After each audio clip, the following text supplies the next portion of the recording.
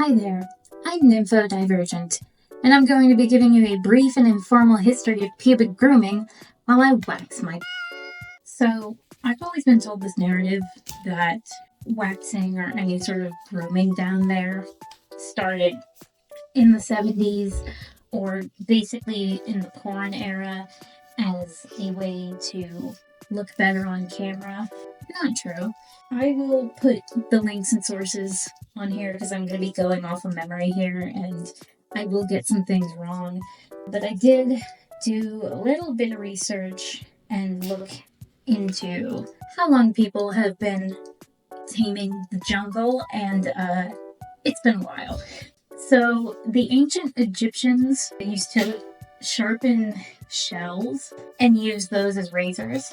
They also have some evidence that they would do sugaring and waxing, early examples of threading.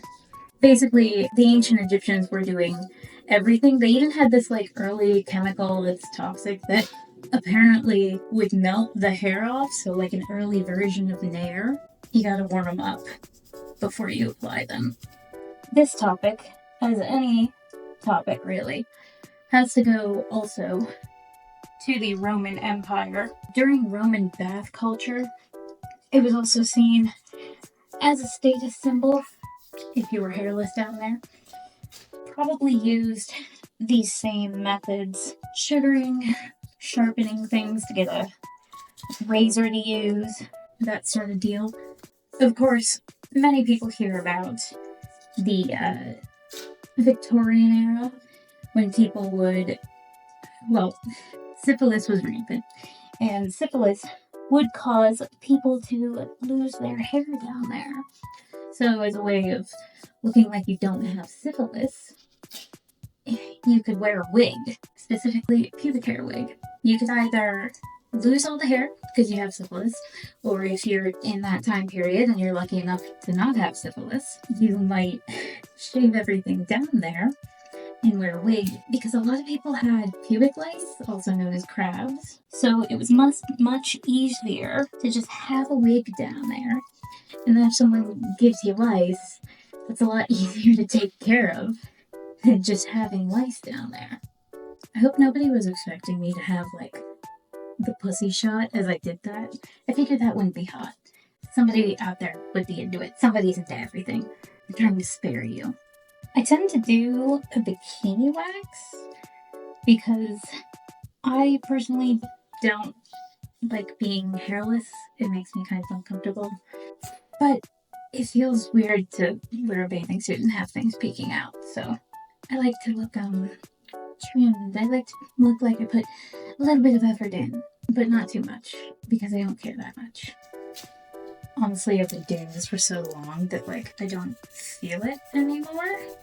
Don't worry, I feel it when I need to, but There was a point in history where the Roman Catholic Church basically said to not do any of the trimming or whatnot down there because it was sinful, it was self-abuse, it was a sign of promiscuity. When it comes to the history of any of these topics, you wind up being kind of hard-pressed to find a source, because a lot of this is stuff that people didn't want to document for the sake of public decency. Obviously, there were times when people were pretty strict on concepts like premarital sex and whatnot. It's still happening. You just, wouldn't write a book about it. I don't know if I'm dating myself here, but you might remember those infomercials that used to play all the time of, they were pink sticky pads that people would just rub on their arms and say oh, magically the hair has gone away and you can use this anywhere. So the way that works, and this is actually, I believe, a World War II era thing, is very fine sandpaper.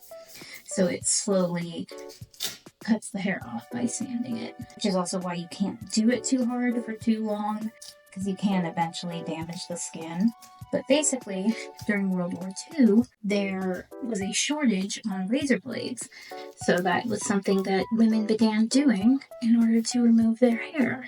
If I understand correctly, and please fact check me because I'm doing this off of memory, there is something in Islam where you're not supposed to let your pubic hair grow more than like 40 days. So religion has always just had a factor in how you groom your bush, apparently. I'm very flexible. That's why I can do this myself.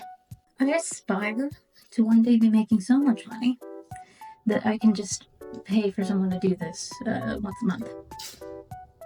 I've had it done by somebody else once, and I remember I had booked for a bikini wax, and I said, hey, I want to make sure that while I'm getting my wax, that they, take care of my back door, my back entrance, because I don't know, I like that to be hairless. I like it to be sanitary for me. I think it's easier to clean. I eat a lot of Taco Bell.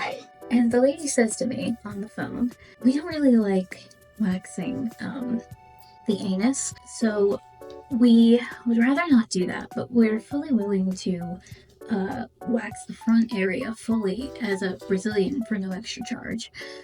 And I was like, yeah, that's what I want. I want just business in the front and swamp in the back. I went somewhere else. For further context, that actually happened back when I used to do stand-up comedy. And I got booked on a show called The Underwear Show, live semi-nude comedians. And so I went up and I did comedy in my underwear. And I just thought it would be weird if I had hair sticking out. Which I don't think the male performers thought that far ahead of it. But that one hurt. Yeah, I did so much preparation. Sometimes you just reach a point where you start pulling them out with your fingers.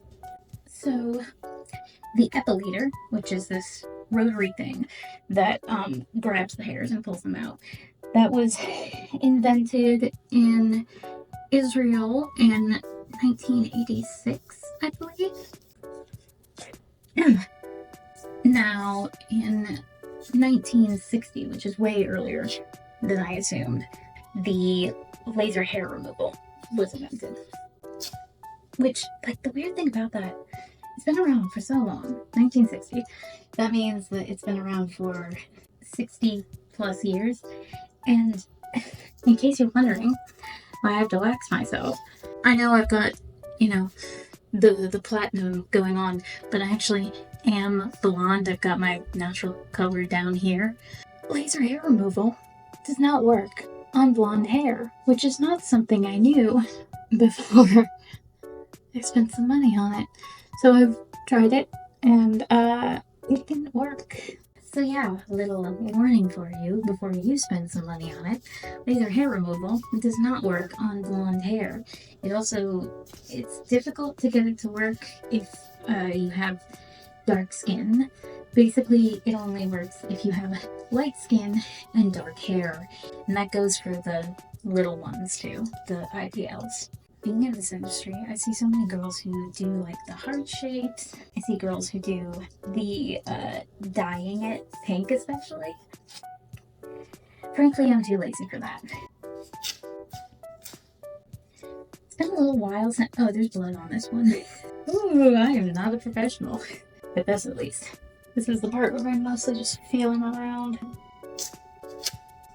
Apparently, an episode of Sex and the City aired, which talked about the Brazilian. And basically, after that, appointments for Brazilian waxes skyrocketed.